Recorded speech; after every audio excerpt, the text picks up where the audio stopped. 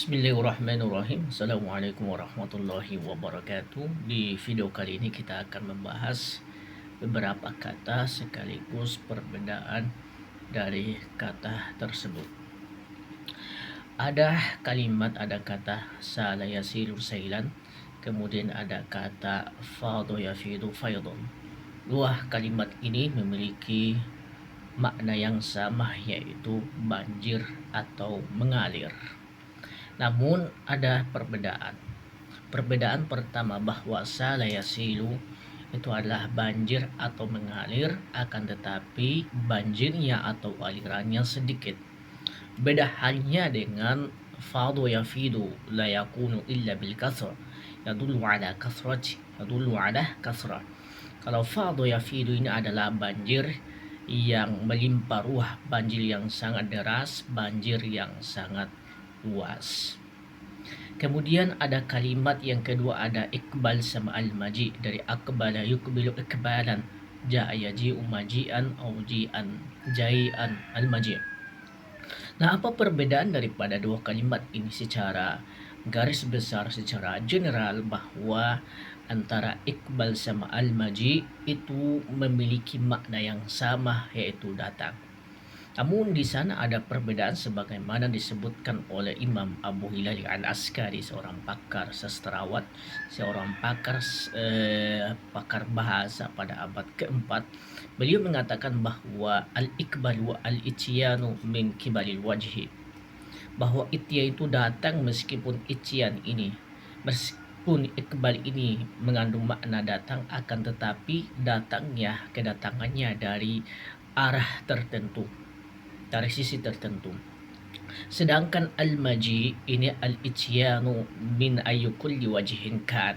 Jadi kalau maji, meskipun ia memiliki makna kedatangan atau datang, akan tetapi datangnya dari arah yang tidak disangka-sangka, dari berbagai macam penjuru, bukan dari arah tertentu saja. Maka yang sangat unik teman-teman semua, dalam surah Al-Fath atau An-Nasr, Bismillahirrahmanirrahim, idza jaa nasrullahi wal fath, dan apabila telah datang pertolongan dan kemenangan Allah Subhanahu wa taala. Sangat menarik di sini mengapa Al-Qur'an lebih memilih diksi jaa untuk menunjukkan bahwa pertolongan Allah Subhanahu wa taala bukan dari satu sisi saja, dari satu arah saja, akan tetapi pertolongan Allah itu dari arah yang tak disangka-sangka, dari arah yang tidak bisa ditebak begitu saja. Maka yang sangat menarik teman-teman semua, bahwa kalimat jaa sendiri itu memiliki kekhususan dalam penggunaannya. Kalau kita buka Al-Quran dari awal sampai akhir, bahwa kalimat jaa ini biasanya pada umumnya digunakan pada konteks fihi masyaqqah wa fihi su'ubatun, bahwa kalimat ja ini kalau kita lihat konteks dalam Al-Quran, biasanya digunakan pada konteks yang di dalamnya ada kesulitan yang luar biasa. Kalau kita lihat kalimat ayat kita ini turun sebelum pembebasan kota Mekah, sedangkan pembebasan kota Mekah itu pada tahun 8 Hijriah, sedangkan ayat kita ini turun sebelum itu. Bagaimana perjuangan, bagaimana ujian yang didapatkan oleh para sahabat, yang didapatkan oleh baginda Nabi Rasulullah Sallallahu Alaihi Wasallam sebelum pembebasan kota Mekah tersebut. Mereka diuji jiwa raga mereka, mereka diusir dari kampung halaman mereka. Ayat ini, makna ini yang nantinya akan dipertegas dalam surah Al-Hujurat ketika Al-Quran menggambarkan tentang bahayanya orang-orang fasik yang menyebarkan berita hoax di tengah-tengah masyarakat. Bismillahirrahmanirrahim. Ya ayyuhalladzina amanu in ja'akum fasikun binaba'in fatabayyanu. Wahai orang-orang beriman, apabila datang kepada kalian seorang yang fasik, binaba'in dengan berita hoax dalam, maka klarifikasi, maka tabayun, lakukanlah tabayun seteliti mungkin agar kalian tidak menyesal di kemudian hari. Sangat menarik bahwa kalimat jaa ini Sebagaimana saya katakan dari awal bahwa di dalamnya ada masyakoh, ada kesulitan yang sangat luar biasa, membawa di dalamnya ada peristiwa yang sangat luar biasa.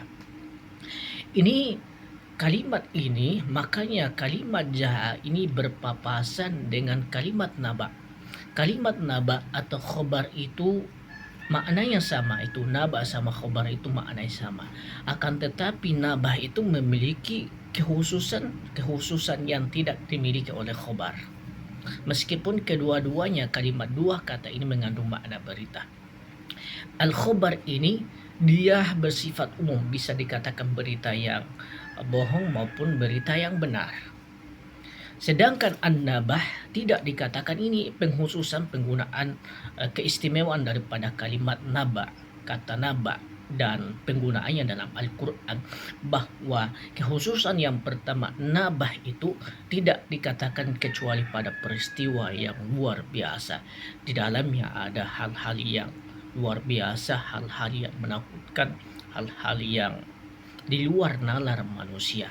Makanya dalam ayat kita dalam surah dalam Al-Quran ada surah An-Nabah, yaitu berita. Yang dimaksud nabah di sini, berita di sini adalah hari kiamat. Begitu dahsyatnya hari kiamat. Di dalamnya hal-hal yang sangat menakutkan, hal-hal yang di luar nalar manusia.